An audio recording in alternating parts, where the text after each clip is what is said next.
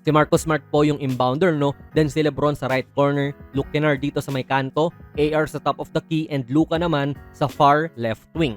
Kaya natin minamention, idol, kasi nahagip actually nung camera yung moment na ginawa po ni Coach Greg yung placing na iyan. Kay Lebron lang nakatutok yung camera, pero ayan, nasama pa rin naman si Coach Greg at yung coaching board. At ayan nga, nakalagay dyan LJ, si Lebron, pero sa left corner nga lang, LK, so Kennard. Dito nga sa kanto, then alam nyo na yan, AR sa top of the key at LD naman doon sa dulo sa wing.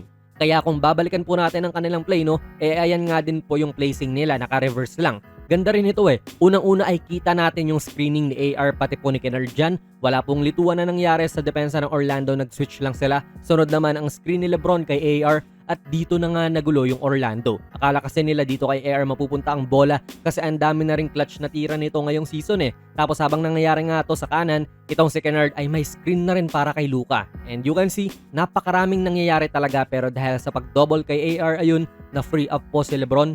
Hindi nga lang to napasok kasi natapal ni Banchero, pero foul naman din ata to. Kita natin sa replay na boom, tumama yung braso ni Banchero sa siko ni Lebron at no question naman po na ito ay dapat